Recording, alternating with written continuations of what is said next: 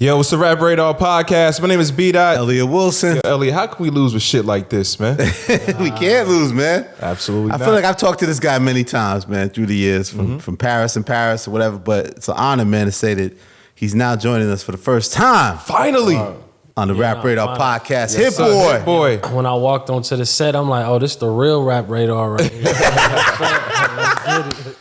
All those BS interviews with Elliot. His B-Dot, now it's official. It's Let's official. go. But hey, as we enter the fourth quarter, it feels like you might be the producer of the year, man. Wow. I mean, what's up, man. if you think about this year alone, we have 2 Nas albums, Magic 2 and 3. You have 2 of your own projects, Surf or Drown, 1 and 2.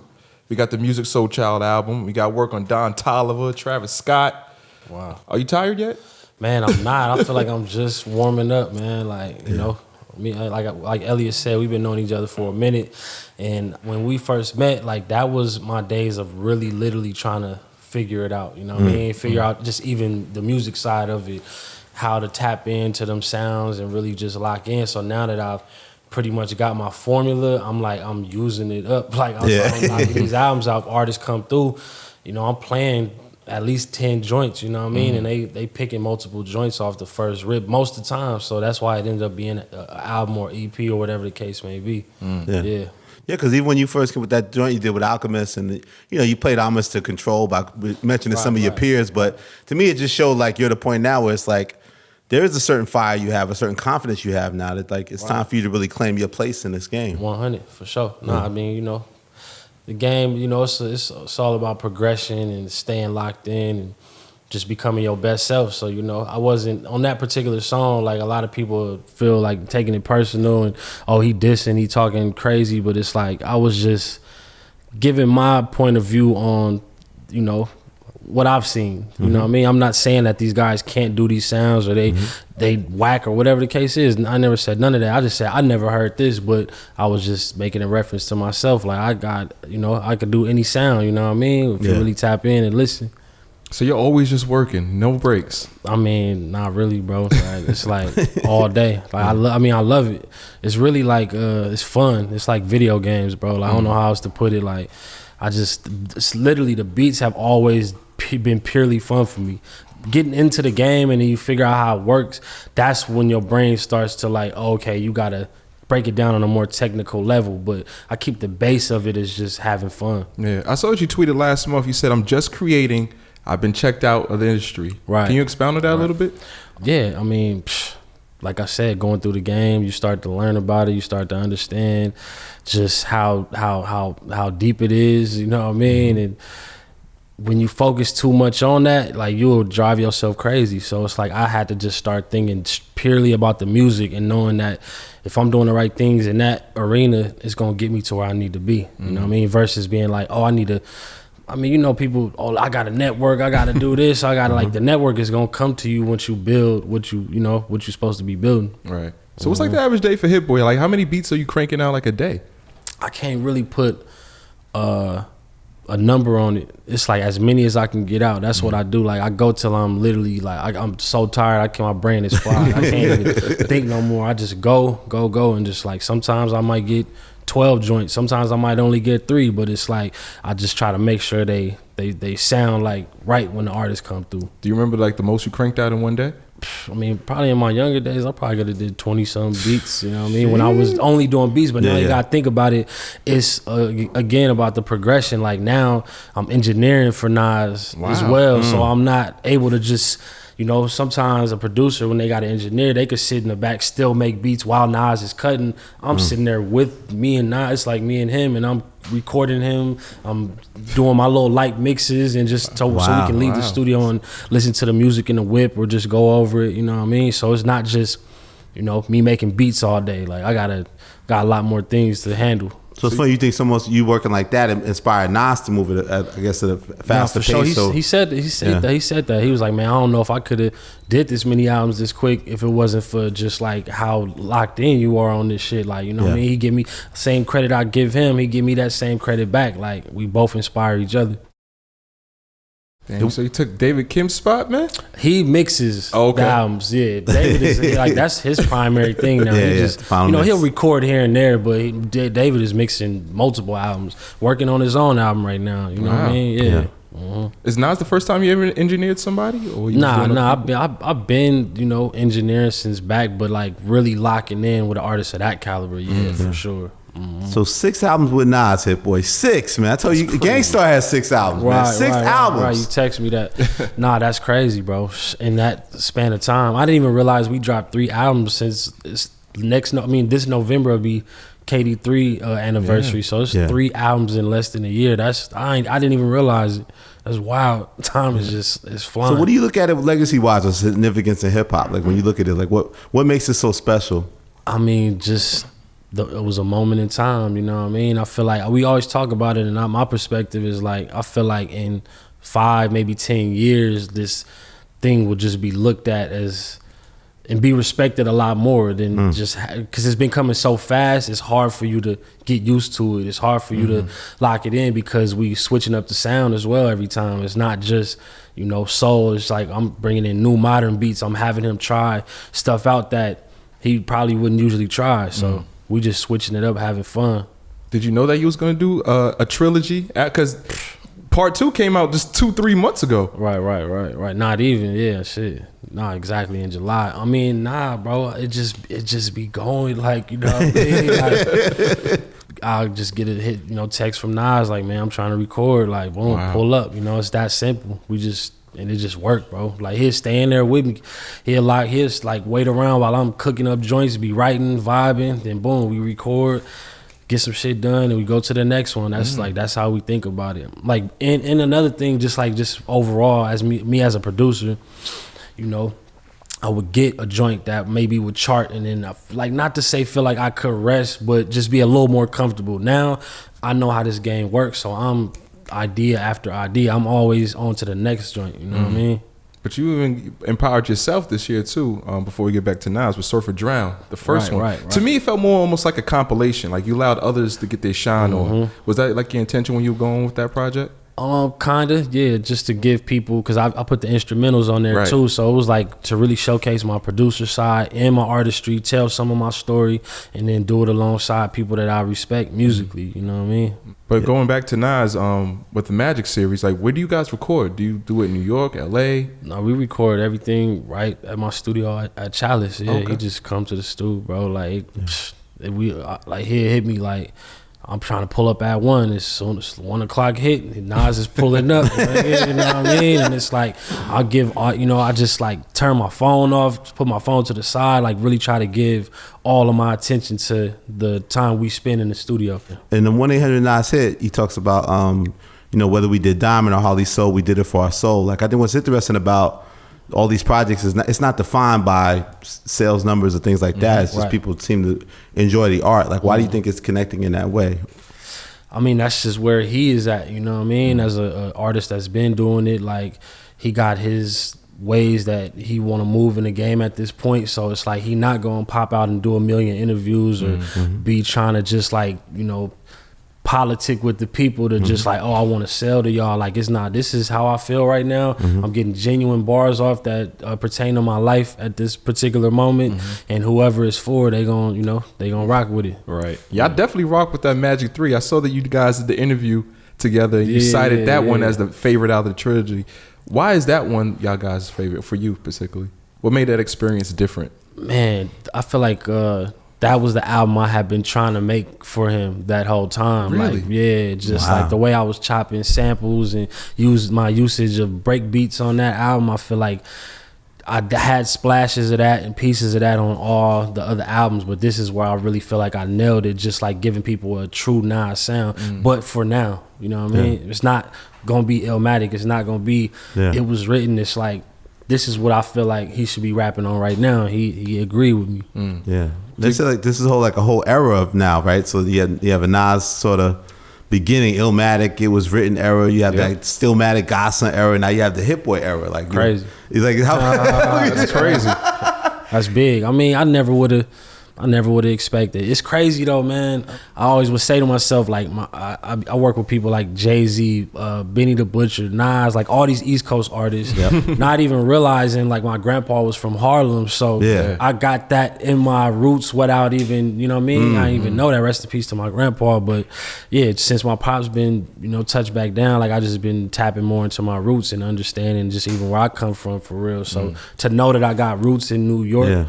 And to work with all, like, I feel like I connect more with the East Coast artists than I ain't really did no full projects for a lot of West Coast artists. Yeah, no, I think it's fun. Like, you see, like, if you're like a Nas' 50th birthday party in New York, like, you're gonna be with all these OG legends from the '90s, like the Fat Joes and all these guys, right? Quan and Nori, and you'll see those guys, and like you right in the mix with them. Like, was it right connecting with those kind of guys? And that was ill. That was man. That was a great night for sure. I mean, just the respect and energy they gave me, you know what I mean? Q-Tip, like, showing me crazy love, Raekwon, Nori, just all them dudes, man. Like, you know, obviously that's like hip hop royalty, you know what I mean? So just to get that respect, it let let me know, like, okay, you've been doing this on some sort of the right track. Yeah. Word. Do you know that Nas was naming these albums after each other when you guys doing these sessions? Man, nah, they just came together, man. They just like he would throw like little hints in the songs, and then it would just be like, well, it only makes sense to do it as a, you know what I mean? I asked because he's like, you know, being that these albums are sequels, I wanted to know, do you have any pressure living up to the predecessor? Oh yeah, for sure. I was and this is the one that's criticized the most, like Magic 2, as far as what I've seen. But from the jump, that was like, we had just came off, he had gave people 17 solo songs on KD3. So I was like, bro, you could just have fun, rap on some different type of beats, like just like try shit, you know what I mean? And a lot of people don't be ready for that, but that's where he was at, that's where we was at, that's where the energy was at, was just let's try some more bouncier type of beats and just shit that's like they wouldn't expect you to rap on. Right. Do you guys make music for that session, or are there like leftovers from like a KD1 session that go into Magic? It might be a small idea that might have been, he might have did a hook or might have laid a part of a verse, and he might bring it up and finish it. But for the most part, bro, this should be off the cuff. Like most of them songs, you know, like you said, Magic 2 came out July, and this Magic 3 just dropped recently. It's like most of them songs was just like after Magic 2, you know what I mean? Like real lock in. That Magic 1 though, that's that joint. That's the one. Remember when it dropped? And I was DMing Hit Boy so much, man. You put it in your top 3 hours. Absolutely. I was mad though because it dropped at the bottom of the year. Like I already put the list almost out. So I was like, December ones, right? Yeah, it's like, how could I add it? And it was like instant classic, man. And that's what's up, I said it was like the best Nas album since maybe like Godson. Crazy. Or like Stillmatic. But yeah, like Ugly. Word. Woo for the Children, that was my shit. That was your shit? Woo for the Children. Yeah, Ugly to me was like such an important song because people talk about like the state of affairs and stuff like that, and you know, that was just a great moment, man. Yeah, that was bugged out. I had people hitting me up like, yo, y'all, how did you do this Magic 1? He talking about like stuff that just happened. Like, rest in peace, Dolph, and just like all these things that had just been going on. That's how on the cuff this has been, you know what I mean? Just like really locking in a moment. Yeah, but you really put on for the city too with Thun. Nah, for sure. Yeah, I was. Yeah, people from Queens, I was wondering how they was gonna take that. See, Ellie and I, we're two Queens guys, so when Nas was saying what he's saying, it's like, oh my gosh, like we got one. You know what I'm saying? It felt, you could put your chest out. I feel like he was in the bridge. Absolutely. But I know Nas also challenged you to make the hardest birthday song of all time, man. How did you do that, man? Yeah, he like, man, I want to drop one for my 50th, man. I'm like, damn, for sure. So, you know what I mean? I was already in the groove of just making good beats at that moment. So when he came in, like, I was chopping it right there, and he like, this is it. This is the joint. You know what I mean? Yeah, the Fever joint. That joint was hard. What do you think it was about it? Like, because it's like a psychedelic rock sample and stuff. Like, yeah, you took it from? I mean, it's the driving force in it. It's like the groove is just constant. It's moving from, even like the chops is like 2 different chops, but they never stop. They never have like a break in momentum. Yeah.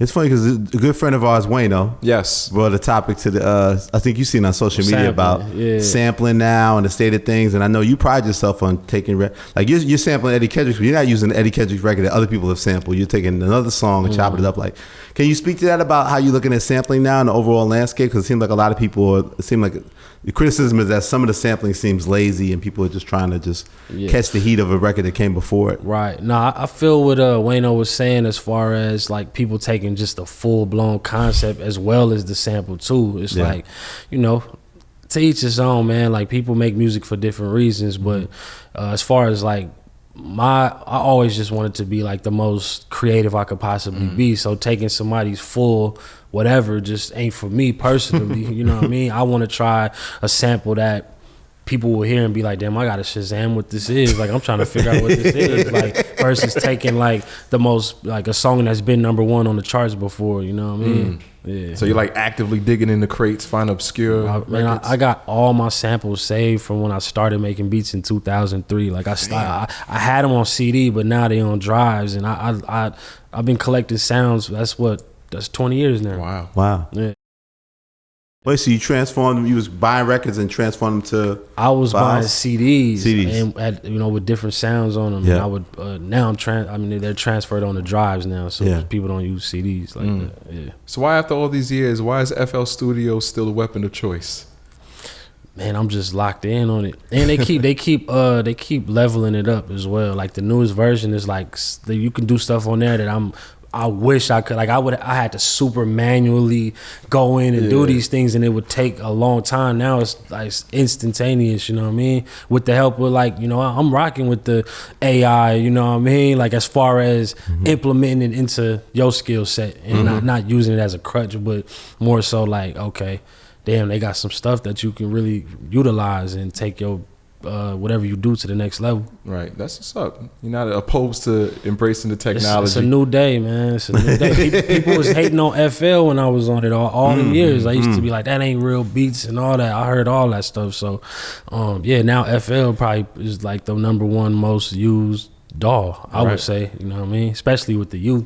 Right, absolutely. With that critique, though, when it comes to Nas, how do you critique him when y'all in the studio? Yeah, how do you produce Nas, man? How do you produce Nas? I honestly had to just like start just like, you know, I feel like the only way I was gonna get to be that producer I really want to be was to just produce him and be honest and give my input. You know what I mean? If I feel like, man, maybe you should try to move the second verse to the first verse, you know what I mean? Like just try to shift things around, like, or just like maybe speed up the flow on this part. Like I like how you, like, you know, it's like just arrangements. It's like not really critiquing him. It's more so just being a producer.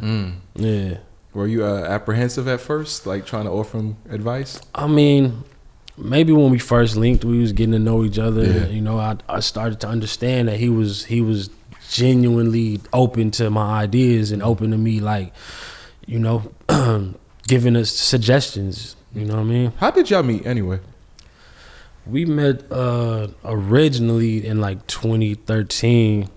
I did a demo with Frank Ocean, and Frank Ocean played it for Nas. He was like, me and Frank had a session of our own. We was just working on music. And he was like, he did a hook. He was like, yo, I'm about to go work with Nas. I want to play this hook for him. So he played it. Nas was rocking with it, whatever. That song didn't, it actually did come out on Lost Tapes too, but not with Frank on the hook. Like his lyrics, some of his lyrics was still there, but he had a girl singing this joint called Royalty. Okay. Yeah. Oh, wow. So, but yeah, fast forward 2020, like pre-COVID, before it all went down. Like we linked up. I saw my homeboy Double in the studio with him, and I was like, bro, you got to get him over here. Like I was like, I got joints right now. I'm sitting on gold, and so. He was like, Nas said he down to come tomorrow. I was like, cool. You know, I didn't think nothing of it. He really pulled up and really recorded the first day that we linked. Wow. And he was like, Nas, before he left, he was like, I'm going to keep pulling up, rocking with you. And he did. Wow. Yeah. What was the first song that you guys recorded? the first idea we laid down was because I had the hook with Anderson .Paak on it for All Bad off KD1. So yeah, and he wanted to do like some Valentine's Day type music, like yeah. So that's where my head was at. Like I had the Don Toliver hook replace me, and then I had the All Bad joint. So he hopped on those. So that's the foundation of it. Wow. Well, earlier this year too, man, you got to perform with the God at Madison Square Garden. Word. How was that experience, rocking the Garden with Nas? Man, that was ill, just to be in the Garden, period. But then hearing 15, 20 of your beats playing and people going crazy, that's like, damn. Like I've been in MSG and seen, niggas in Paris performed or big tune. Yeah, exactly. Really different shit, but it's like to see like that many of my joints played and it keep the momentum and the tempo and people show love. It's like, damn, like I gotta keep going. That was an amazing Nas performance. Man. Yeah. So I never seen him so charged up. Like I thought he could have did another like half hour for it. It's like non-stop. See, I'm rocking the T-shirt. I was there, man. Oh, I didn't even peep that.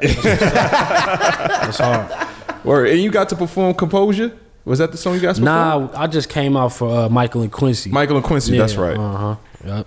But you did do Composure like with Nas though on the album. Right. Was there any other time that you wanted to hop on a song? Plenty of times, but it's like, you know what I mean? That's Nas, you know what I mean? You gotta let him do his thing.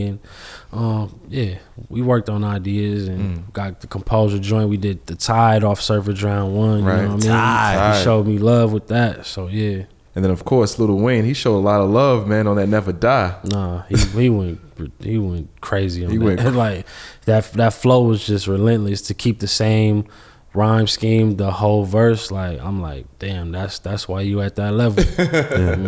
How did that come together for him to be on the project? Man, he sent that verse in like super buzzer beater. Like really? It got added to the. I was landing in New York for the listening party and heard it for the first time. Wow. Like, you know what I mean? So yeah, it was last minute, but it was just he already had the idea when he laid his verse. He was like, man, we should get Wayne on this. I think you took the little lighter. There's no lighter noise before he raps his verse. Did you take that out or? I don't know. Maybe my engineer did. I don't know. Yeah. It was even better when you got 50 Cent finally officially on office hours. Right. How was that experience for you?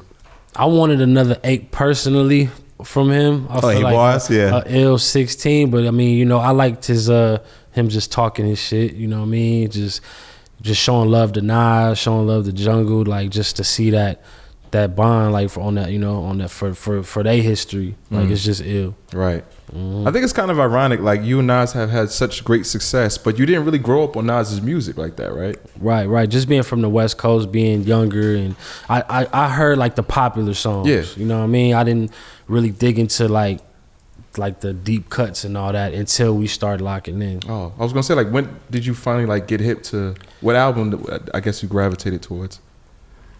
I mean, Stillmatic was always my joint. Like I always loved that album, but just like digging into like the stuff that came out in the 90s or whatever the case was like after we started locking in, and I'm like, I gotta really, this is an assignment. Like I gotta really put some thought into this and really understand what's going on. Yeah, right. And growing up in LA, well, who would you listen to? Like, what did you grow up listening to? Man, for sure, my first favorite artist was Snoop Dogg. My first favorite rapper, I would say. Watching his VHS, listening to his album, Ice Cube for sure, NWA, Dre, you know what I mean? Definite. So definitely all the West Coast legends. All the legends. Right. And your uncle, he was in an R&B group too, right? R&B group. That was my first musical inspiration and just life inspiration to see that, okay, yeah, it's that level. Like, you know what I mean? He was living great and had everything a young black dude could want, you know what I mean? So it's like I saw that side of it and was inspired by that. And be clear, that group is Troop. There wasn't no food. For sure. My wings. Just be clear. Sure. Yeah, they had joints, crazy videos. They had style. They could dance, all that. So I guess that he was more of the inspiration of like putting you onto new music. Like, how did you get exposed? Yeah, I mean, the first time I heard NWA was in his car. I remember that. I was probably 4 or 5 years old, and just the music, the way them beats, them drum breaks and all that was hitting. I didn't know what that was at the time, but I knew that it felt epic. And just the way they was talking, the vulgar conversation, hearing it at that young of an age, that, like, it was like watching a movie. Yeah. And plus, being in LA, you get to see it in real time. Right. But also, your mom had an influence too, right? She was like one of the first people that believed in you when you got into production. For sure, yeah. I mean, she just kind of empowered me in the sense of just letting me do my thing. Like, I was 15, 16 in the crib making music, and she would let me, to the point where like family members or her friends would come over and be like, why you let him make all that noise back there? You know what I mean? And she was just happy that I was in the crib and I was doing something productive. Right. And she bought you like your first equipment? Man, my grandma, my dad's mom bought me my first computer that I had FL on. And then my mom had got me some speakers. My whole family pretty much chipped in to just get me different pieces that I needed that was like real important for me to have at that time. You know what I mean? Right. Because I know that eventually you started selling beats for the porno guys and stuff like that. Man, right. My cousin, rest in peace, Fashion, man. He did a lot of stuff though. He used to work for 92.3 The Beat when this dude Theo was on 92.3. Yeah, like, Theo was big time, man. For sure. Yeah, he'd come around the family and like have pictures with celebrities and all type of shit. And like I just looked at him with a certain respect. But then, you know, he was also a photographer. He did video. This all in the 90s. And when I turned 18, I remember that's when he started directing adult films, and he was like, I'm gonna need beats. He was like, I can give you like 1,000 a beat type shit, and I definitely sold him a few beats. Yeah. And that's like in the early 2000s? Yeah, that was like 2004, 2000. Damn. Yeah, $1,000 went a long way back in those days. Oh yeah, for sure. I was helping my mom pay the rent and all that. At 18. Yeah. But speak to the point of your money, you also was very clear in recent interviews that you went through some real financial hard times and got yourself and took control of your career. Can you speak more about that? Like, how does somebody who kind of like, you know, gets recognized, you have all these hit records, but then the money's not where it needs to be. Right. How do you recover from that? How do you rebuild? Yeah. To put it in more in context, it's like I had money out there. Like I had, you know, different label checks or placement checks, and it just was to the point where I was just so over the industry-ness of everything. I went from having a team, management, assistants, and mad people around me and different artists signing me, everybody just around me all the time at the same time, to having nobody around me just because I had been so, I don't know if you want to call it jaded or whatever the case is, but I just was at that point where I was over the industry, but it was kind of detrimental in the fact that I wasn't staying in touch with the people that owed me money. So like I wasn't really broke, but I was to the point where I didn't have the dollars in my account at that particular time. Yeah. But it's crazy because that's what led me to even the Nas albums. I always, from like 2012 till that time in 2017, had my studios at my crib, and that's when it was just that was half the reason my brain just was like, it was too much to keep up with, trying to be a hot producer, trying to work on my own artistry, trying to produce for all my artists, do all these things, and it's like, yo, it's just too much to handle for a 24-year-old, you know what I mean? So fast forward, I got to that point and I was like, after that call with my account, I'm like, I'm moving my studio out of my crib. I'm gonna go get a real studio that's conducive to the, you know, product. And that's when I ended up getting an opportunity to move to the studio I'm at now. So since then, you went to Chalice. Yeah, exactly. So I went to Chalice like top of 2018, been there since then. And it's just, bruh, like, you know what I mean? Shit just like catching racks in the middle, catching, you know, executive producing Detroit 2 for Sean, doing a collab project with Sean, doing the Nas albums, doing Music Soul Child album. This is all in these last few years after I moved to Chalice, and just like, let me just go back to the hit boy I was when I was just in that room and I wasn't thinking about no industry shit. I'm just like, let me just max out on the music, and the fact that I got way better to the point where I can make music that's impressing me genuinely. I'm like, let me take it to that level. Dope. Yeah. And speaking of to the business, man, you made headlines recently for the work on Travis Scott's album. Word got out that you're selling part of the publishing that you did on that? Right. Nah, that started out honestly as a joke. I'm in the studio with my manager, with the homies, with my pops, and I'm like just laughing like, yo, I bet you I could put this on eBay and make more money than the label was trying to pay me for my actual work on a Travis and Beyonce song. And right now it's pretty much over double what they trying to pay me. Wow. And that shit ain't even been papered up. I don't even have paperwork for that song. Okay, so you did a small portion of it that they use. Is that the issue? I mean, I guess so, as far as the fee, but you know, it's like, it is what it is. Like, I feel like it's just, you could have just erased my part if you was going to diminish, you know, me to this point. But it's like, it's just funny, like, how the industry is. That goes back to what I've been saying this whole time. Just like, I can't really take the industry side of this shit, man. So it's like, I've already made more money off eBay than I'm making from producing for Travis and Beyonce. My nigga, like, what else can you say? What it is what it is. See, people, I don't think, when I saw the headline, I don't think people understood that. They didn't get, I mean, you probably have to explain it more. It really was a joke, but it's like, damn, this shit is actually, like, people really bidding on this joint. It's like hundreds of people tapping in, you know what I mean? I try to have I had somebody DM me, like, they trying to trade me stuff. Somebody tried to trade me some Travis Scott Jordans for some Travis Scott publishing. I'm like, come on, man. That's hilarious. But I like about you too with social media, you give it up. Like, you speak about how you felt at the time. Like, the other day you tweeted, like, nobody likes each other. Like, what is real, man. What inspired that? I've been around all of them. They all talk crazy about each other. I'm not putting no names out there, but yeah, it's just like the business. You saying the music business? It's the music business. Yeah, but it's like, I feel like just in general, like, a lot of artists don't like other artists. A lot of producers don't like other producers. Directors don't like other directors. And it's like, it's an ego thing. It's all that. It's an insecurity thing, whatever the case may be. But it's room for everybody to do their thing. Everybody got their lane. Like, you know what I mean? I ain't trying to step in nobody's shit. I'm just doing the best I can with what I got going. Are you and Kanye in a good place? Man, because on Composure 2, you said that, you know, he told you in your face that he was trying to hold you back. Right, he did. Yeah, that was one of the last times we was really kicking it like that. Around when we did Easy for Game, and I have nothing against Kanye at all. I really think he's one of the funniest people ever. Like, but unintentionally, he's not even trying to be. He just is expressive and he says what he want to say. So it's just funny. But nah, man. I mean, I don't even want to go there, man. It's all love. Well, congratulations. Niggas in Paris did go diamond. It did. Early this year. Yes, sir. Nah, that's solid, man, for sure. I feel like that song go platinum, another platinum every year and a half, 2 years. Like, I feel like it's never going to stop. How did you celebrate when you got the word about it?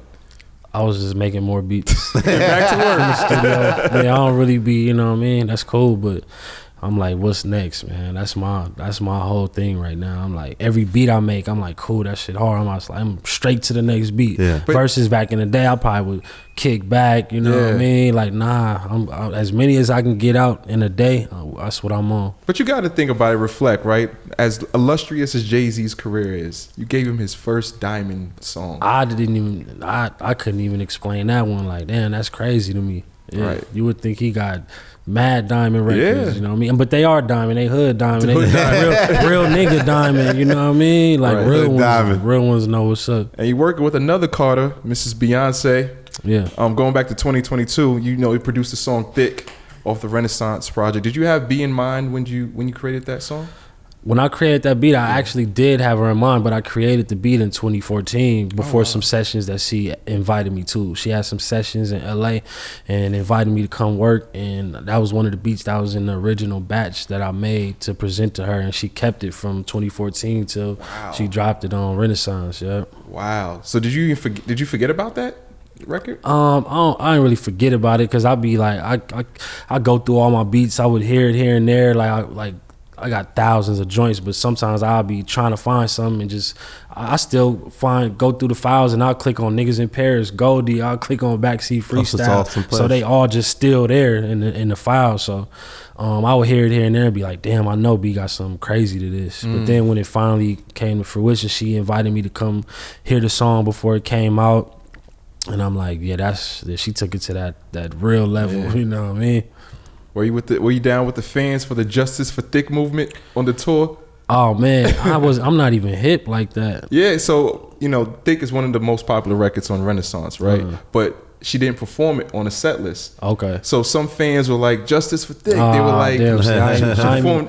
ain't even peeped that. Did she end up performing it? Yeah, a couple of dates. Okay. But it was like a whole movie. They had T-shirts and people were revolting. That's for crazy. Thick, No, that's a good one though. Word. Especially for the joints. They all love it. But we loving you on your own music too, man. Like I said earlier, you know, you got Surf for Drown 1. Sure. You also have Surf for Drown 2, your other project that you put out this year with your dad. Yeah. You posed the question, like, is this the first father and son album? I don't know if Lil Wayne and Birdman count. Right, they're not blood. So, yeah.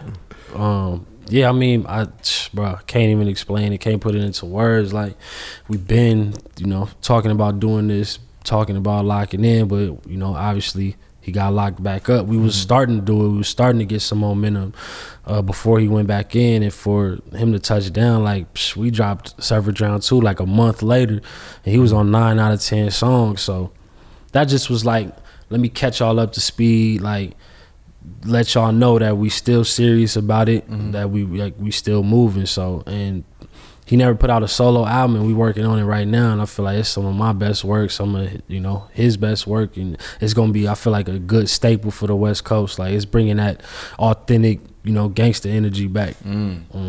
Absolutely. And what's the status with you and Alchemist, man? Like, what's that project looking like?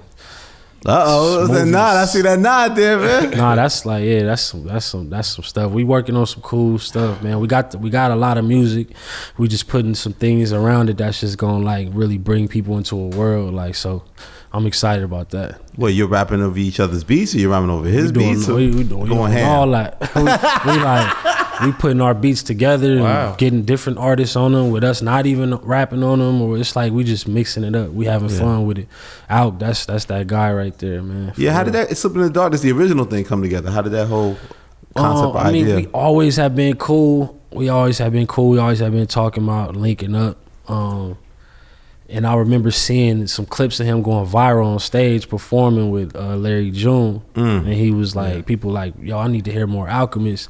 So I'm just riding in the car one day and I just thought of that idea. I was like, yo, I should do like a control type of verse over an Alchemist joint and then have him rap over one of my joints. I'm like, I never really seen nothing like that. Yeah. And then when I told him the idea, he was with it. He was all for it, you know what I mean? From the song to the video idea, like he just was, you know, rocking with the vision. So salute to him for that. It surprised a lot of people. Like, I think people didn't know that Alchemist started off as a rapper. Yeah, for real. Nah, that's crazy. He been doing this since he was a youngin', like. Sure. Like, yeah, I don't know how old he was. He looked like he was 13, 14 or something. Hooligans. The hooligans, yeah. Exactly. Yeah. Yep. But do you think producers sometimes they're underrated? Like, we know how seriously you take your bars, but like sometimes if somebody's so great as a producer, they may not get their credit as much for the rapping. Yeah, for sure. I mean, you know, it happens. But that's just part of the game. I just feel like producers in general just are not, because we like, as far as the artists, right? Like, they get a hit, they get the marketing, they'll be all they faces everywhere. So producers don't get that fanfare on the same level, even though we doing half of the job. It makes it feel like we doing 10% of the job of, you know, the way, you know, the world views it and the way it goes down. And just even with me having to put my shit on eBay, you know what I mean? It's like, damn, like I'm still in that position of where a label will be like, let's lowball Hit Boy. You know what I mean? Crazy. So you still feel like you have to prove yourself? Every day. Every day. And it is what it is at this point.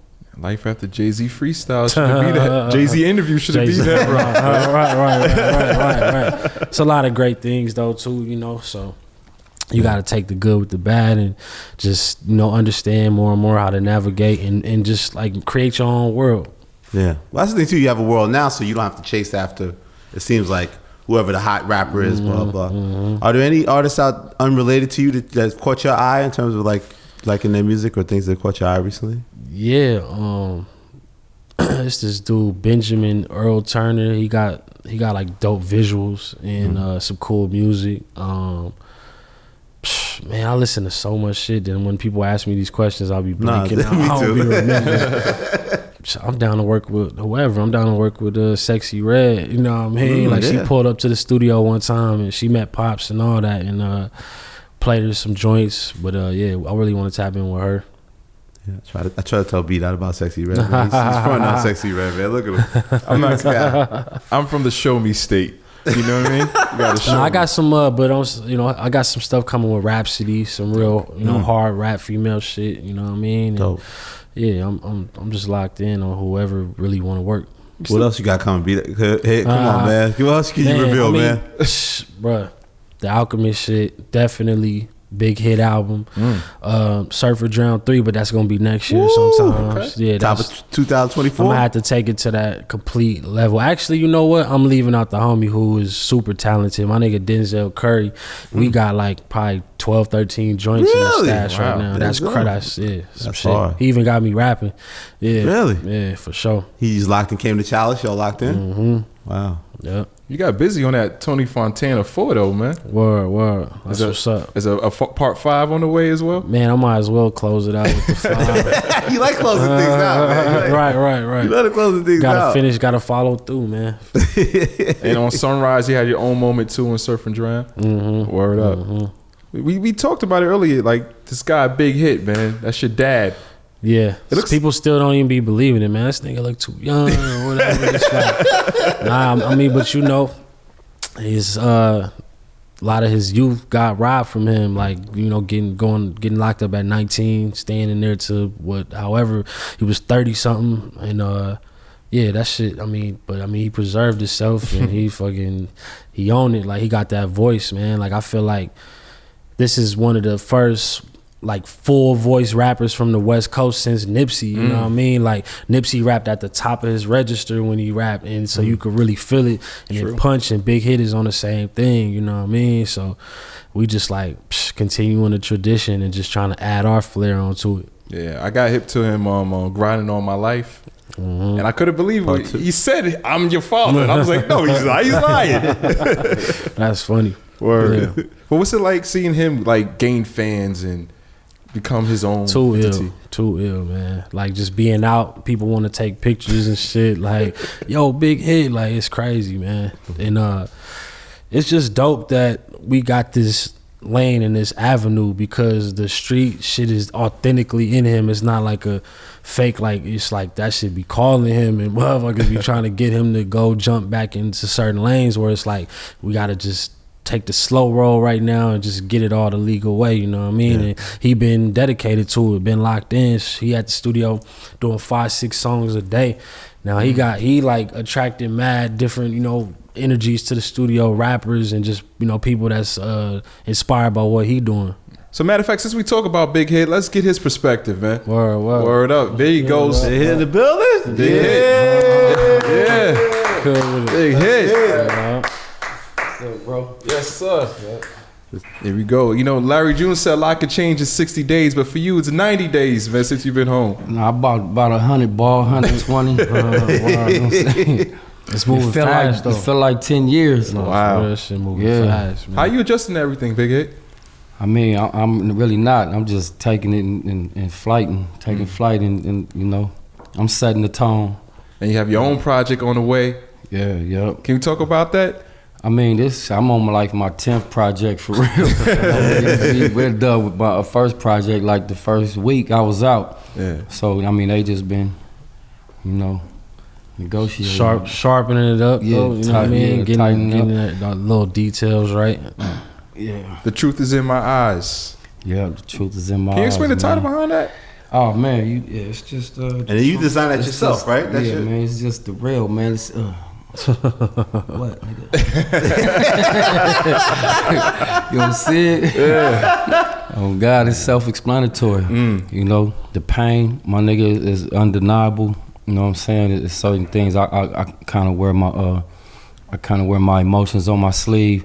I don't do too good at expressing myself and holding things back. Like I just, sometimes I overly express myself. That's sometimes my gift and my curse, keeping it too real. But yeah. That's what it is. And you're releasing it first on JPay, right? Well, that's a good question. Nah, But that's what the email said or yeah. Just to give back to, you know what I mean? Yep. To give some hope to the dudes on the inside that, you know, might be finna touch down. Like, damn, what I'm gonna do? Like, you could see somebody that really went through that same struggle. Like, you know what I mean? Yeah, for sure. Doing their thing. We still tapped in with all my goons in jail, man. Shout out to everybody locked up, man. Stay strong, my nigga. Stay focused, stay prayed up.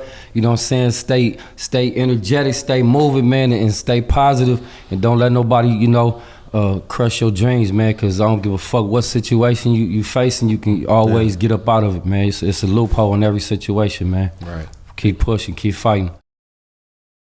And you stay focused on thinking when you're coming out, you're gonna hit the ground running the way you are and make this music, right? Yeah, absolutely. I mean, it's a struggle, man, trying to not to even jump back in the game, like, you know, because this is a whole different game. It's slow as hell, and you know, you gotta have a lot of patience, man, and you gotta be dedicated. You gotta really want it. You gotta just live it. Yeah. This is a way of life. You can't look at like no money. You know what I'm saying? It's what it is. Right. You came from the pen straight to billboards in Times Square. Oh God! Yeah, word. Yep. How overwhelming was that? What was that feeling like? Amazing. It was like I can't even explain it. You know what I'm saying? It's a feeling that's like, damn, it's a dream come true. Right. You know, you manifest it. I always dreamed it in my head. Always visualized it. You know what I'm saying? Me and him, you know, up there, up at top, just there's no limit. And like I said, it's just the beginning anyway. So ain't no telling where we going with this. It's finna shock the It's world. all off the cuff, man. Like, we funding this shit, like, you know what I mean? We just, like, coming with the ideas, doing all this in-house, like, just going, bro, and letting it just come as it may. Like, and it's just, like, real people tapping in. Like, I be seeing him get more engagement than rappers that's been out. Like, it's like real people in his comments, you know, that relate to the struggle or relate to the story or whatever the case is. That's what's so dope. Like, we ain't come out trying to, we need to buy 1 million followers for him. It's like, it's all coming. This is all organic. It's organic. I talk about that relationship a lot on Grinding My Life Part 2. You know, like from the visits and sneaking stuff into the into the dance floor, the visiting room, things like that. Right. Like, was it hard to reveal so much? Not really. I feel like we both transparent people. You know what I mean? So we want to give people the authentic every time. Like, this is what went down. You know what I mean? We ain't got to put no extras on it. It just is what it is. Right. Yeah, I ain't really want to do it. There's a lot of stuff be reluctant. Kind of feel bad, ain't really proud of the shit, you know what I'm saying? But just had to do what I had to do to survive, because wasn't nobody sending me shit. So, you know, you got to do what you got to do, man. It just family ties is deeper than what, you know, anybody can explain, man. It's you know, the extent that anybody will go through, the pain that they see, they don't really give a fuck. They'll break the law, they'll kill somebody, whatever, that, you know what I'm saying? So, yeah, that's real family ties, man, that everybody's feeling, you know what I'm saying, regardless if it was breaking the law or even doing whatever, you know what I'm saying? But a lot of things money can't buy, you know what I'm saying? That was my medication, you know what I'm saying, for me not to snap, to do whatever I was doing, you know, but yeah. Do you remember the moment when it finally kind of hit you that you realized that Hit was outside and was really elevating in this business, and your son was becoming really, like, looked at as one of the best producers in the game and shaking things up? Shit, I was locked up in a hole and getting transferred, and I was listening to some music in R&R, getting transferred, and I'm hearing Travis Scott slapping, and I'm like, damn, I've been heard it, and then when I finally got to a situation, because I didn't hear shit, you know, for about 6-7 months, being locked in the hole, isolated, and that was around that time, and I found out, like, damn. Okay. Yeah, that part right there. Yep. So you know, I start bragging and shit. I don't know. The Sicko Mode. Yep. That was one of my favorites, and I didn't even know he did it. Wow. 2 diamond records. Right. Damn, Hit Boy. There we go. Right. Forgot about that. Blessing. You put the plaques in the studio chat? Man, I ain't, bro. I probably got 50, 60 plaques that I ain't even collected shit. Like, I got so many plaques. I ain't been focused on that part of the game. I've been just focusing on running them up. So, like, when I do go get my plaque, I'm gonna just probably put 100 of them joints up. You know what I mean? I got a gang of them already, but I haven't collected none in years. So how do you feel about the comparisons, like people liking you to like Nipsey? You know, that's like big shoes to fill, especially out here in the West Coast. Man, shit. I mean, shit, it's an honor, I guess. You know what I'm saying? It was cool, man. Nip's, like I met Nip, you know, when at the time I didn't know he was Nip. You know what I'm saying? We was on 106 in Park, and they was doing some shit like they did a song, whatever. You know, he pushed up on me like, "What up?" Like, man, your boy, like, that's my real one. Like, I fuck with him. I'm like, yeah, all right, you know. Nigga stepped in front of me like, nah, I'll fuck with him in a real way. I'm like, yeah, all right, my nigga, you know what I'm saying? He like, I didn't know who he was, you know what I'm saying? Like, he pushed on the stage, they did whatever they did, but I got locked up. And that's when I found out really who he was, when they hit me, asking to do the grind of my whole life, you know what I'm saying? That's when he, all my life. Right. Can't do the shit, this is kill the game on me. But yeah, I mean, it's cool, man. I mean, I wish he was here, man. So I already know we'd have shitted on the game, for real. Definitely would have connected at some point. Yeah, nah, when I linked up to do Racks in the Middle with Nip, one of the first things he asked me was how's Pops, you know what I mean? Like, he made sure to stay tapped in with me every time I linked with him, like, make sure Pops is straight type shit, you know what I mean? Yeah. Man, Nip was like, when I brush my teeth, the G's don't cry, homie, every morning. Like, I'm a fan type shit. I'm like, all right. If I'd have knew he was Nip at the time, I'd be like, damn, my nigga, let me get on the song or something. Like, I was just brushing him off, like, yeah, I know this nigga's a crib. Like, but I know how tight they was. And I never heard him rap, you know what I'm saying? So I was asleep. Are you excited to perform, hit some of the cities and stuff like that? Man, yeah, absolutely. Yeah. He just did the Las Vegas lowrider show. It was like 30,000 Conway brought you out, right?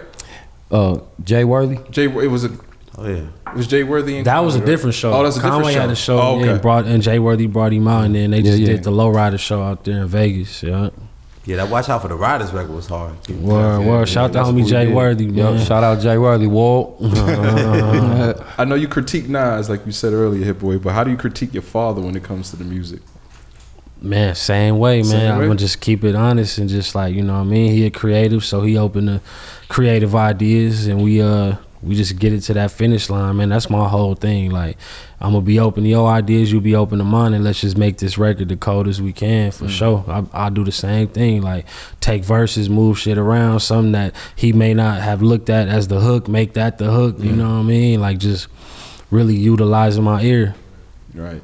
It's so weird because your guys are more like brothers than father and son. Crazy. Man, for real. Wait about 90 days, he finna get yoked up. He gonna be bigger than me. It's time for that journey.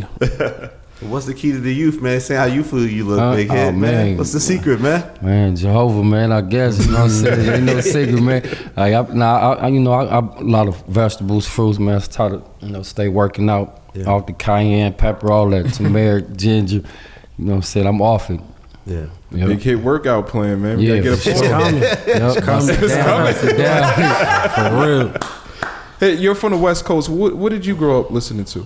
Oh man, shit, everything, man. Back in the days, shit. I mean, I can remember being sitting in my daddy lap, slapping, don't push me, cause I'm close to the edge. Yeah. Oh God, hey, yeah, saying, yep.